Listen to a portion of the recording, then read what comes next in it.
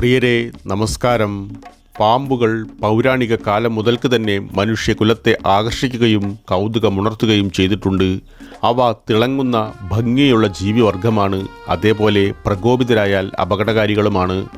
അവ ജീവിതം, പുനർജന്മം, പുനരുത്ഥാനം, നാശം തുടങ്ങിയവയെ പ്രതീകപ്പെടുത്തുന്നു. പല പുരാണങ്ങളിലും സംസ്കാരങ്ങളിലും പാമ്പുകൾ ഒഴിച്ചുകൂടാനാവാത്ത പങ്ക് വഹിക്കുന്നു. ഭാരത പുരാണങ്ങളിൽ പരമശിവനും നാഗങ്ങളുമായുള്ള അദ്ദേഹത്തിൻ്റെ ബന്ധവും പരക്കെ അറിയപ്പെടുന്നു. ശിവൻ്റെ 3 പാമ്പുകളിൽ ഓരോന്നും ഭൂതകാലത്തിൻ്റെയും വർത്തമാനത്തിൻ്റെയും ഭാവിയുടെയും സമയചക്രങ്ങളെ പ്രതീകപ്പെടുത്തുന്നു. ഭാരത പുരാണങ്ങൾ മാത്രമല്ല, ഗ്രീക്ക് പുരാണങ്ങളും പാമ്പുകളുടെ പ്രധാന പങ്ക് ഉയർത്തിക്കാട്ടുന്നുവെന്നതും നിങ്ങൾക്കറിയാമെന്ന് തന്നെ ധരിക്കട്ടെ. ഒരു ദണ്ടും പാമ്പും വളരെ കാലമായി വൈദ്യശാസ്ത്രത്തിൻ്റെയും മെഡിക്കൽ സാഹോദര്യത്തിൻ്റെയും പ്രതീകമാണ്.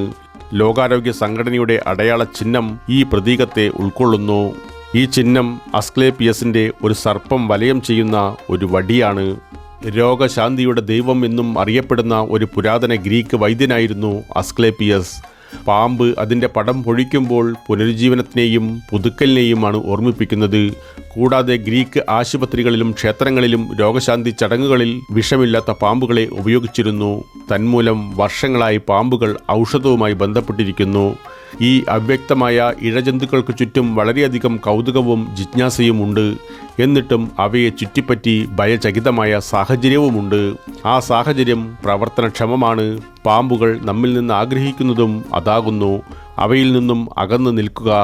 അതുകൊണ്ട് തന്നെ പാമ്പുകളെക്കുറിച്ച് നിരവധി അന്ധവിശ്വാസങ്ങളും മിഥ്യാധാരണകളും തെറ്റിദ്ധാരണകളും നിലനിൽക്കുന്നുണ്ട്. ഭാരതത്തിലെ എക്കാലത്തെയും ഏറ്റവും സാധാരണമായ പാമ്പുകളുമായി ബന്ധപ്പെട്ട 10ഓളം മിത്തുകളെക്കുറിച്ചാണ് ഇന്ന് പ്രതിപാദിക്കുന്നത്. പങ്കാളിയുടെ മരണത്തിന് പ്രതികാരം ചെയ്യാൻ പാമ്പുകൾക്ക് കഴിയുമോ എന്നതാണ് ആദ്യം പരിശോധിക്കുന്നത്. അത് ഒരേ സമയം രസകരവും ഉദ്വേഗജനകവുമാണ്. നമ്മുടെ സമകാലിക ദൂരദർശനിലും ചലച്ചിത്രങ്ങളിലും ഇത്തരം മിഥ്യകൾ വലിയ അളവിൽ കൊണ്ടാടുന്നു. എന്നാൽ ഇത് പൂർണ്ണമായും തെറ്റാണെന്ന് വ്യക്തമാണ്. ചലച്ചിത്രങ്ങളിലോ ദൂരദർശൻ പരമ്പരകളിലോ ആകൃതി മാറ്റുന്ന പാമ്പുകൾ അല്ലെങ്കിൽ ഇച്ഛാധാരി നാഗങ്ങൾ എന്ന കഥാതന്തു അവതരിപ്പിക്കുന്നു. ഈ ഇച്ഛാധാരി പാമ്പുകൾ പരസ്പരം പ്രണയത്തിലാണ്. അവർക്ക് സുന്ദരരായ മനുഷ്യരായി മാറാനും പാടുവാനും നൃത്തം ചെയ്യുവാനും കഴിയും. പങ്കാളിയായ കാമുകനെ ചില കാരണങ്ങളാൽ ഒരു വില്ലൻ കഥാപാത്രം കൊല്ലുകയും കാമുകിയുടെ തലച്ചോറിൽ കൊലയാളിയുടെ ചിത്രം പോഷിപ്പിക്കുകയും ചെയ്യുന്നു. അതിനുശേഷം നായിക അവരെ പിന്തുടരുകയും വില്ലനെ രക്തത്തിൽ വിഷം കുത്തിവെച്ച് കൊല്ലുകയും ചെയ്യുന്നു. നമ്മളിൽ പലരും നാഗിന എന്ന സിനിമയിലെ കാമുകനായ ഋഷി കപൂറിൻ്റെ മരണത്തിന് പ്രതികാരം ചെയ്യുന്ന ഇച്ഛാധാരിയായ നാഗിനി ചലച്ചിത്രത്തിലെ ശ്രീദേവിയെ കണ്ടു വളർന്നവരാണ്. ശാശ്വത സത്യമായി വിശ്വസിച്ച് വളരുക സ്വാഭാവികം എന്ന തരത്തിൽ ഈ ചിത്രം ജനഹൃദയങ്ങളിൽ വൻ വിജയമായിരുന്നു. ഇന്ന് ദൂരദർശൻ പരമ്പരയായും ഇതേ കഥാസാരം നമ്മൾ കണ്ടു. നിർഭാഗ്യവശാൽ അല്ലെങ്കിൽ ഭാഗ്യവശാൽ ഇത് സത്യത്തിൽ നിന്ന് വളരെ അകലെയാണ്. നാഗിനിയുടെ വസ്തുത ഇതാകുന്നു: പ്രതികാരം ഒരാളുടെ മസ്തിഷ്കത്തിൽ ജനിപ്പിച്ചതിന് ആദ്യം ഒരാൾക്ക് സഹാനുഭൂതി ജനിപ്പിക്കാൻ കഴിയുന്നത്ര ഒരു മസ്തിഷ്കം വികസിപ്പിച്ചെടുക്കേണ്ടതുണ്ട്. പാമ്പുകൾക്ക് അത്തരം മസ്തിഷ്കം ഇല്ല. അതിനാൽ മരിക്കുന്ന മറ്റൊരു പാമ്പിൻ്റെ ഗുരുത്വാകർഷണം ജീവിച്ചിരിക്കുന്നതിന് ഒരിക്കലും മനസ്സിലാകില്ല. നിങ്ങൾ അവരുടെ ഇരയല്ലാത്ത പക്ഷം പാമ്പുകൾ നിങ്ങളെ വേട്ടയാടുകയില്ല. നമ്മൾ അവരുടെ സ്വാഭാവിക ഇരയുമല്ല. വാസ്തവത്തിൽ അവയ്ക്ക് നിങ്ങളെ കണ്ടെത്തുവാനോ നിങ്ങളുടെ മുഖത്തിൻ്റെ എല്ലാ വിശദാംശങ്ങളും ഓർമ്മിക്കുവാനോ കഴിയില്ല.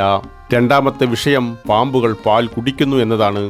ഈ പ്രത്യേക ഐതിഹ്യവും പരമശിവനും ശിവലിംഗവുമായും അടുത്ത ബന്ധമുള്ളതാണ്. നിങ്ങളൊരു ശിവലിംഗം കണ്ടിട്ടുണ്ടെങ്കിൽ അതിനു മുകളിലൊരു സർപ്പക്കുട നിങ്ങൾക്ക് നിരീക്ഷിക്കുവാനാകും. സാധാരണയായി ഹൈന്ദവ സംസ്കാരത്തിൽ ശിവലിംഗത്തിന് പാൽ അഭിഷേകം നടത്തുന്നത് ഒരു ആരാധനാ മാർഗമാണ്. അതുപോലെ പലരും ശിവലിംഗത്തെ ഒരു യഥാർത്ഥ നാഗവുമായി ബന്ധിപ്പിക്കാൻ ഇഷ്ടപ്പെടുന്നു. അപ്രകാരം ശിവനെ തന്നെ ആരാധിക്കുന്നതായി വിലയിരുത്തപ്പെടുന്നു. അതിനാൽ എല്ലാ നാഗപഞ്ചമിയിലും നാഗങ്ങൾക്ക് പാൽ കൊടുക്കുന്നു.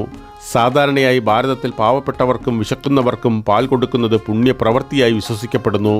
എന്നാൽ നാഗങ്ങൾക്കതിൽ വിമുഖതയുണ്ട്. നാഗങ്ങളുടെ പാൽ കുടിക്കലിൻ്റെ വസ്തുത മറ്റൊന്നാണ്. അതിൻ്റെ നിർവചനത്തിൽ തന്നെ അരോചകതയുണ്ട്. സസ്തനികൾ ഉള്ളതും ജന്മം നൽകിയ കുഞ്ഞുങ്ങൾക്ക് ചെറുപ്പത്തിൽ മുലയൂട്ടുന്നതുമായ ജീവികളാണ്.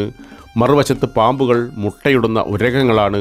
അതിനാൽ സസ്തനികൾക്ക് പാലുമായുള്ള ബന്ധം പൂർണ്ണമായും സവിശേഷമാകുന്നു. പാമ്പുകളുടെ ശരീരത്തിൽ പാലും പാലുൽപ്പന്നങ്ങളും ദഹിക്കാൻ ആവശ്യമായ ദഹനദ്രാവകങ്ങൾ ഒന്നും തന്നെ വികസിപ്പിക്കുന്നില്ല. അതേ പാൽ പാമ്പിൻ്റെ ശരീരത്തിന് വിഷമായി പ്രവർത്തിക്കുന്നു. കാരണം അതൊരിക്കലും ദഹിപ്പിക്കാൻ കഴിയില്ല. ഇത് അജീർണത്തിനും അണുബാധയ്ക്കും കാരണമാകുന്നു. പാമ്പ് പാൽ കുടിച്ചാൽ രക്ഷപ്പെടില്ല. ആഴ്ചകളോളം പാമ്പ് മന്ത്രവാദികൾ അവയെ ക്രൂരമായി നിർജ്ജലീകരണം ചെയ്യുകയും ഒടുവിൽ അവ അടുത്തുള്ള ഏത് ദ്രാവകവും കുടിക്കുകയും ചെയ്യും. മൂന്നാമതായി, മിഥ്യയേക്കാൾ തെറ്റിദ്ധാരണയാണെന്ന് പറയാം. പാമ്പുകൾ യഥാർത്ഥത്തിൽ വിഷകരമാണോ, വിഷം ചീറ്റുന്നതാണോ, ഇവ രണ്ടും ചേർന്നതാണോ എന്നതാണ് വിഷയം. പാമ്പുകൾ വിഷമുള്ളതാണെന്ന് പലരും ഇപ്പോഴും പറയാറുണ്ട്. എന്നാൽ മിക്ക സന്ദർഭങ്ങളിലും ഇത് ശരിയല്ല. വിഷവസ്തുക്കളുള്ള ലോകത്തിലെ ഭൂരിഭാഗം പാമ്പുകൾക്കും ജൈവിക വിഷം വിഷമല്ല, ക്രൂരവിഷം വിഷമാണ്. ഇതിൻ്റെ വസ്തുത പരിശോധിക്കാം. നിങ്ങളുടെ ശരീരത്തെ ബാധിക്കുന്നതിനായി ചർമ്മത്തിലൂടെയോ ശ്വാസകോശത്തിലൂടെയോ ശ്വസനത്തിലൂടെയോ ഭക്ഷിക്കുക വഴി വയറ്റിലെത്തുകയോ ചെയ്യുന്ന വിഷവസ്തുവാണ് വിഷം. പാമ്പുകളെ സംബന്ധിച്ചിടത്തോളം വിഷം നിങ്ങളുടെ ശരീരത്തെ ബാധിക്കാൻ രക്തവുമായി സമ്പർക്കം പുലർത്തേണ്ട ഒരു വിഷയമാണ്. അതിനാൽ തന്നെ മിക്ക പാമ്പുകളും വിഷകരമാണ്. പാമ്പിനെ വിഷം എന്ന് വിളിക്കുന്നത് പൂർണ്ണമായും തെറ്റല്ല. ലോകമെമ്പാടുമുള്ള അപകടകാരികളല്ലാത്ത പാമ്പുകളുടെ ശരീരത്തിൽ വിഷം ഉണ്ടെന്ന് അടുത്തിടെ കണ്ടെത്തിയിട്ടുണ്ട്. ഇവ ഏകദേശം 17 നാട്രിസിൻ ജീവജാലങ്ങളാകുന്നു. ഇത് പരിണാമത്തിൻ്റെ മികച്ച ഉദാഹരണമാണ്. 4. പല തലകളുള്ള പാമ്പുകൾ കണ്ടു എന്നതാണ് നാലാമതായി പരിശോധിക്കുന്ന പാമ്പുകളുമായി ബന്ധപ്പെട്ട വിഷയം.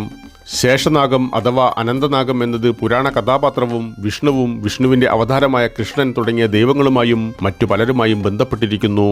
ദൃഷ്ടാന്തങ്ങൾ, ശില്പങ്ങൾ, നിശ്ചല ദൃശ്യചിത്രങ്ങൾ മുതലായവയിൽ വിശ്രമിക്കുന്ന വിഷ്ണുവിൻ്റെ പ്രതിനിധാനത്തിൽ അദ്ദേഹത്തിൻ്റെ മുകളിൽ മേലാപ്പ് സൃഷ്ടിക്കുന്ന പല തലകളുള്ള നാഗത്തിൻ്റെ രൂപത്തിൽ ശേഷനാഗത്തെ കാണാൻ കഴിയുന്നു. ശേഷനാഗത്തിന് 1000-ഓളം തലകളുമുണ്ട്. ആധുനികതയിൽ പല പല സമൂഹ മാധ്യമങ്ങളിലും അതിവേഗം പ്രചരിച്ച് ഇതുമായി ബന്ധപ്പെട്ട കുറച്ച് ചിത്രങ്ങൾ വളരെയധികം ആളുകളിലേക്ക് എത്തി. അത് അവരുടെ രക്തത്തിലും വിശ്വാസത്തിലും അലിഞ്ഞു ചേർന്ന ശേഷനാഗമാണെന്ന് വിശ്വസിക്കാൻ പലരെയും പ്രേരിപ്പിച്ചു. എന്നാൽ അതിൻ്റെ യഥാർത്ഥ വസ്തുത പലർക്കും തിരിച്ചറിയാവുന്നതാണ്. ഇതിനെ ബുദ്ധിപൂർവം ഫോട്ടോഷോപ്പിൽ നിർമ്മിച്ച ചിത്രമല്ലാതെ മറ്റൊന്നുമായും അവകാശപ്പെടാനില്ല. ഒരു ഡിജിറ്റൽ കൃത്രിമം അല്ലെങ്കിൽ കൃത്രിമത്വം. പശ്ചിമഘട്ടത്തിലും ഉത്തരേന്ത്യയിലും കാണപ്പെടുന്ന ഒരു ഉഗ്രൻ രാജവെമ്പാലയുടെ യഥാർത്ഥ ചിത്രത്തിൽ പാമ്പിന് ഒന്നിലധികം തലയോടെ ഫണങ്ങൾ വിടർത്തി നിൽക്കുന്നതായി തോന്നിപ്പിക്കുന്ന രീതിയിൽ ചിത്രീകരിച്ചിരിക്കുന്നു. ഇത്തരത്തിലുള്ള പാമ്പുകൾ യഥാർത്ഥത്തിൽ നിലവിലില്ല. ഇത്തരം ക്രമീകരണം കാട്ടിൽ ഒരിക്കലും നിലനിൽക്കില്ല. കാരണം രൂപശാസ്ത്രപരമായി ശരീരത്തിന് ഒരേ സമയം നിരവധി തലകളുടെ ഭാരം താങ്ങാൻ കഴിയില്ല. എന്നാൽ 2 തലകളുള്ള പാമ്പ് എന്ന് വിളിക്കപ്പെടുന്ന ഒന്നുണ്ട്. 2 തല മിഥ്യാധാരണയല്ല. പാമ്പുകളിൽ മാത്രമല്ല, ആമകൾ, ചീങ്കണ്ണികൾ തുടങ്ങിയവയിൽ കാണപ്പെടുന്ന ഒരു അപൂർവ പ്രതിഭാസമാണത്. ഈ പ്രതിഭാസത്തെ ബൈസെഫലി എന്ന് വിളിക്കുന്നു. ഇതൊരു ജനിതക മാറ്റം അഥവാ വൈകല്യം മാത്രമാണ്. സാധാരണയായി ഇത്തരം വിചിത്രവും ജനിതക വൈകല്യമുള്ള പാമ്പുകളുമടക്കമുള്ള വളർത്തുമൃഗങ്ങളുടെ വ്യാപാരത്തിൽ ധാരാളം പണത്തിന് വിൽക്കുന്നു. 5. നാഗമണി എന്ന ഐതിഹാസിക മാന്ത്രിക കല്ലുമായി ബന്ധപ്പെട്ടതാണ്. ഒരിക്കൽ കൂടി ചലച്ചിത്രത്തിലേക്കും ദൂരദർശൻ പരമ്പരകളിലേക്കും തിരിച്ചു വരാം. കാരണം മറ്റൊരു കെട്ടുകഥയെ അടിസ്ഥാനമാക്കി ഒരു കഥ തയ്യാറാക്കുന്നതിൽ ഇവർ വീണ്ടും വിജയകരമായ ജോലി ചെയ്യുന്നു. മനുഷ്യ മനസ്സുകളുടെ അവിവേകത്തെ നല്ലപോലെ ചൂഷണം ചെയ്യുന്നു. നാഗമണി ഒരു നിഗൂഢ രത്നമാണ്. ഇത് എപ്പോഴെങ്കിലും കൈവശം വെച്ചാൽ പരിധിയില്ലാത്ത സമ്പത്തും മാന്ത്രിക ശക്തികളും അമർത്യതയും ലഭിക്കും. ഈ പ്രത്യേക രത്നം അല്ലെങ്കിൽ ഒരു കല്ല് ഒരു നാഗത്തിൻ്റെ തലയിൽ കാണപ്പെടുന്നതായി പറയപ്പെടുന്നു. ഈ രത്നത്തിന് രോഗശാന്തി ശക്തിയുണ്ടെന്നും അതിൻ്റെ പ്രഭ പാമ്പ് കടിച്ച വ്യക്തിയുടെ മേൽ പതിച്ചാൽ വ്യക്തിയെ സുഖപ്പെടുത്തുമെന്നും വിശ്വസിക്കപ്പെടുന്നു. ഇതിനൊന്നും ശാസ്ത്രീയമോ യുക്തിസഹമോ ആയ പശ്ചാത്തലമില്ല. എന്നാൽ ഈ നാഗമണിയുടെ യഥാർത്ഥ വസ്തുത, നാഗമണി എന്നത് തന്നെ ഒരു പുരാതന മിഥ്യയാണ്. ലോകത്തിൻ്റെ ചില ഭാഗങ്ങളിൽ ഇതിനെ പാമ്പ് കല്ല് അല്ലെങ്കിൽ അണലിക്കല്ല്, അനിമേറ്റഡ് കല്ല്, അതുമല്ലെങ്കിൽ മൃഗങ്ങളുടെ അസ്ഥി എന്നിങ്ങനെ വിളിക്കുന്നു. ഇതൊരു നാടോടി മരുന്നായി ഉപയോഗിക്കുന്നു. പാമ്പുകൾ മാംസവും രക്തവുമുള്ള സൃഷ്ടികളല്ലാതെ മറ്റൊന്നുമല്ല. അതിനാൽ തന്നെ അവയുടെ തലയിൽ തലച്ചോറുണ്ട്, കല്ലുകളോ രത്നങ്ങളോ അല്ല. നിർഭാഗ്യവശാൽ ഈ രത്നം തേടി വലിയൊരു കൂട്ടം സർപ്പങ്ങൾ ഇപ്പോഴും വേട്ടയാടപ്പെടുകയും അവയുടെ തലകൾ വെട്ടിമാറ്റി നാഗമണി തിരയുകയും ചെയ്യുന്നു. 6. പാമ്പാട്ടികളുടെ താളത്തിനൊത്ത് പാമ്പുകൾ നൃത്തം ചെയ്യുന്നുവെന്നതുമായി ബന്ധപ്പെട്ട വിഷയം പരിശോധിക്കാം. പാമ്പുകളെ ആകർഷിക്കുന്നത് അടുത്ത കാലം വരെ ഭാരതത്തിൽ വലിയ കാര്യമായിരുന്നു. പാമ്പാട്ടികളുടെ കുടുംബങ്ങൾ ഈ തൊഴിൽ അവരുടെ തലമുറകളായി കൈമാറ്റം ചെയ്തു വന്നു. നൂറ്റാണ്ടുകളായി ഈ പ്രവണത തുടരുന്നു. ഭാഗ്യവശാൽ ഭാരത സർക്കാർ ഇപ്പോൾ ഈ തൊഴിൽ നിയമപരമായി നിരോധിച്ചിരിക്കുന്നു. ആകർഷകമായ പാമ്പ് തീർച്ചയായും കാണുവാൻ കൗതുകമുളവാക്കുന്നതാണ്. പക്ഷേ ആത്യന്തികമായി അത് പാമ്പിനെ സംബന്ധിച്ചിടത്തോളം വളരെ ക്രൂരമായിരുന്നു. എന്നാൽ പാമ്പാട്ടികളുമായി ബന്ധപ്പെട്ട പാമ്പുകളുടെ ഈ നൃത്തത്തിൻ്റെ വസ്തുത മറ്റൊന്നാണ്. പാമ്പുകൾ കാര്യക്ഷമമായ വേട്ടക്കാരും ഭീഷണി നേരിടുകയാണെങ്കിൽ ഉഗ്രജീവികളായി പരിണമിക്കുകയും ചെയ്യുന്നു. അവ പലപ്പോഴും ഇരയുടെ ചലനം അല്ലെങ്കിൽ ആക്രമണ പരിധിയിൽ ആയിരിക്കാൻ ഭീഷണിപ്പെടുത്തുന്നതെന്തും ആവർത്തിക്കും. പാമ്പുകളെ ഭയപ്പെടുത്തുന്ന ഒരു നീണ്ട ഉപകരണമായ പുങ്കി അഥവാ മകുടി പാമ്പ് മന്ത്രവാദികൾ വായിക്കുന്നു. പാമ്പുകൾക്ക് യഥാർത്ഥ ചെവികളില്ല. എത്ര ഉയർന്ന ആവൃത്തിയുള്ള ശബ്ദമായാലും ശ്രവിക്കാൻ കഴിയില്ല. അവയ്ക്ക് ചലനങ്ങൾ നന്നായി മനസ്സിലാക്കാൻ കഴിയും. പാമ്പിൻ്റെ ശ്രദ്ധ തങ്ങളിലേക്ക് ആകർഷിക്കുവാൻ പാമ്പുകളെ ആകർഷിക്കാൻ ഉദ്ദേശിക്കുന്നവർ ആ തന്ത്രം തന്നെയാണ് ഇവിടെ ഉപയോഗിക്കുന്നത്. വേഗത്തിൽ തങ്ങളുടെ പാദങ്ങൾ നിലത്ത് തട്ടി അവർ പ്രകമ്പനം സൃഷ്ടിക്കുന്നു. ഏഴാമതായി, പാമ്പിൻ്റെ തലയുടെ ആകൃതി അടിസ്ഥാനമാക്കി വിഷമുള്ള പാമ്പിനെ തിരിച്ചറിയുവാനാകും എന്നൊരു ധാരണ നിലവിലുണ്ട് എന്നതാണ്. പാമ്പുകൾ ലോകമെമ്പാടും എല്ലാ ആകൃതിയിലും വലിപ്പത്തിലും നിറത്തിലും ഉണ്ട്. ഈ അതിമനോഹരമായ ജീവികൾക്ക് അവരുടേതായ പ്രത്യേക സ്വഭാവങ്ങളുണ്ട്. വിഷപ്പാമ്പിന് ആംഗ്ല ഭാഷയിലെ വി അക്ഷരത്തിൻ്റെ ആകൃതിയിലുള്ള തലയും വിഷമില്ലാത്തവയ്ക്ക് വൃത്താകൃതിയിലുള്ളതുമായ തലയുണ്ടെങ്കിൽ തിരിച്ചറിയുവാൻ കഴിയുമെന്ന് ധാരാളം ആളുകൾ വിശ്വസിക്കുന്നു. അണലികളിൽ സാധാരണ വി ആകൃതിയിലുള്ള തല കാണാം. മറ്റ് വിഷപ്പാമ്പുകളുടെ കാര്യത്തിൽ ഇത് പൂർണ്ണമായും ശരിയല്ല. വിഷവും വിഷമില്ലാത്തതുമായി ബന്ധപ്പെട്ടതിൻ്റെ വസ്തുതയെന്നത് പാമ്പുകളെ തിരിച്ചറിയുന്നതിന് പാമ്പുകളുടെ രൂപഘടനയെക്കുറിച്ച് വർഷങ്ങൾ നീളുന്ന പഠനങ്ങളും സമഗ്രമായ ധാരണയും ആവശ്യമാണ്. ഓരോ പാമ്പിൻ്റെയും ശരീരപ്രകൃതങ്ങൾ വ്യത്യസ്തമാണ്. ചെന്നായയെപ്പോലെ ഇടുങ്ങിയ മൂക്കുള്ളതിനാൽ ചെന്നായ പാമ്പെന്ന് ഈ പാമ്പിന് ആ പേര് ലഭിച്ചു. ചെന്നായ പാമ്പ് പൂർണ്ണമായും നിരുപദ്രവകരവും വിഷരഹിതവുമായ പാമ്പാണ്. എന്നാൽ കോമൺ ക്രൈറ്റ് അഥവാ വെള്ളിക്കട്ടൻ പലപ്പോഴും ചെന്നായ പാമ്പുമായി ആശയക്കുഴപ്പം സൃഷ്ടിക്കുന്നു. വിശാലമായ ആകൃതിയുള്ള വൃത്താകൃതിയുള്ള തലയുണ്ട്. ഭാരതത്തിലെ ഏറ്റവും മാരകമായ വിഷപ്പാമ്പുകളിൽ ഒന്നാണിത്. മൂർഖൻ, പവിഴപ്പാമ്പുകൾ, വെള്ളിക്കട്ടൻ എന്നിവയ്ക്കെല്ലാം വിശാലമായ വൃത്താകൃതിയിലുള്ള തലയുണ്ട്. എട്ടാമതായി, പറക്കുന്ന പാമ്പുകൾക്കും പച്ചിലക്കൊത്തിക്കും നിങ്ങളുടെ തലയിലൂടെയോ കണ്ണിലൂടെയോ തുളച്ചു കയറി രക്തം വലിച്ചെടുക്കാൻ കഴിയുമെന്നൊരു പ്രചാരത്തെപ്പറ്റി സംസാരിക്കുന്നു. കോടമഞ്ഞും നിഗൂഢതയും നിറഞ്ഞ നനഞ്ഞ നിത്യഹരിത വനത്തിൽ കാണപ്പെടുന്ന ജീവികളാണിവ. തവളകൾ പച്ചപ്പ് നിറഞ്ഞ ഈ ഇലച്ചെടികളിലൂടെ സഞ്ചരിക്കുന്നു. അതിനെയാണവ പിന്തുടരുന്നത്. ഏകദേശം 3 മുതൽ 4 മീറ്റർ വരെ ഉയരത്തിൽ ഇടതൂർന്ന പന്തലിലോ ഒരു ശാഖയിലോ പച്ചിലക്കൊത്തി പാമ്പിനെ കാണാം. ഈയൊരു അവസ്ഥയിലാണ് ഈ രണ്ടിനം പാമ്പുകളും മിക്കവാറും കാണപ്പെടുന്നത്. അതുമായി ബന്ധപ്പെട്ട വസ്തുത പരിശോധിക്കാം. ഈ പാമ്പുകൾ ഇരിക്കുന്ന പന്തലിനോ മരക്കൊമ്പിനോ കീഴിലൂടെ ഒരാൾ നടക്കുകയാണെങ്കിൽ അത് അവരുടെ ശരീരത്തോട് അടുത്തിരിക്കുന്ന ഏതു ഭാഗത്തെയും കടിക്കും. അതായത് വ്യക്തിയുടെ തല, മുഖം, വായ എന്നിവിടങ്ങളിൽ. ഇവ നേരിയ വിഷമുള്ള പാമ്പുകളാണെന്ന് ദയവായി ഓർക്കുക. അതിനാൽ ചില മാരകമായ പാമ്പുകളെപ്പോലെ മനുഷ്യർക്ക് അപകടകരമല്ല. ഈ ജീവികളുടെ രൂപവും ഈ മിഥ്യയെ കൂട്ടിച്ചേർത്തിരിക്കുന്നു. മൂർച്ചയുള്ള ഇടുങ്ങിയ മൂക്ക് അതിനെ തുളച്ചു കയറുവാൻ കഴിവുള്ളതാണെന്ന് തോന്നിപ്പിക്കുന്നു. തിരശ്ചീന കണ്ണിലുണ്ണിയും നേർക്കാഴ്ചയുമുള്ള വിചിത്രമായ രൂപം നൽകുന്ന ഒരേ ഒരു പാമ്പാണ് പച്ചിലക്കൊത്തി. 9ാമത്, പാമ്പുകൾക്ക് വാൽ കൊണ്ട് കുത്തുവാൻ കഴിയും, പ്രത്യേകിച്ച് വളയ പാമ്പുകൾക്ക്. ചില പാമ്പുകളുടെ വാലിൽ വിഷമോ വാലുകൊണ്ട് വിഷം കൊത്തിവെക്കാൻ കഴിയുമെന്നോ വിശ്വസിക്കപ്പെടുന്നു. വളയ രൂപത്തിൽ നിന്ന് സ്വന്തം വാലിൽ കടിക്കുന്ന പാമ്പാണ് ഹോപ്പ് പാമ്പ് അഥവാ വളയപ്പാമ്പ്. നിങ്ങളൊരു മോശം പ്രവൃത്തിയിൽ ഏർപ്പെട്ടാൽ ആ പാമ്പ് നിങ്ങളുടെ നേരെ വാൽ ചുരുട്ടിക്കൊണ്ട് ഉരുണ്ടുരുണ്ട് വളയ രൂപത്തിൽ നിങ്ങളെ പിന്തുടരുമെന്ന മിഥ്യാധാരണയുണ്ട്. എന്നാൽ അതിൻ്റെ യഥാർത്ഥ വസ്തുത പാമ്പുകൾക്ക് വാലിനാൽ കുത്തുവാനോ കടിക്കുവാനോ കഴിയില്ല. മറിച്ച് ആക്രമണത്തിന് വിഷപ്പല്ലുകളും വിഷഗ്രന്ഥികളുമുണ്ട്. ചില പാമ്പുകളുടെ ഇനങ്ങളിൽ കാണപ്പെടുന്ന പരിഷ്കരിച്ച വാൽ ശൽക്കങ്ങളിലെ കൂർത്ത ഭാഗങ്ങൾ പലപ്പോഴും ആശയക്കുഴപ്പമുണ്ടാക്കുന്നു. ഇരുതലമൂരി, മലമ്പാമ്പ്, പെരുമ്പാമ്പ് എന്നിവയാണ് ഉദാഹരണങ്ങൾ. ഇത് അവയുടെ പ്രതിരോധ സംവിധാനത്തിൻ്റെ ക്രമീകരണങ്ങളല്ലാതെ മറ്റൊന്നുമല്ല. 10ാമത്തെ മിഥ്യാധാരണ എന്നത് മലമ്പാമ്പുകളും പെരുമ്പാമ്പുകളും ഇരയുടെ എല്ലുകൾ തകർത്ത് ഇരയെ കൊല്ലുന്നു എന്നതിനെക്കുറിച്ചാണ്. ഈ ഭാരമേറിയ ജീവികൾ വേട്ടയാടുന്ന രീതി കാരണം അപ്രകാരം ഒരു പേര് നേടുന്നു. ഈ പാമ്പുകൾ ഇരയെ തലകൊണ്ട് കടിക്കുകയും തുടർന്ന് അസ്ഥികൾ തകർക്കുവാൻ അതിനെ ചുറ്റി വരികയും ചെയ്യുന്നുവെന്നായിരുന്നു ഇതുവരെ വിശ്വസിച്ചിരുന്നത്.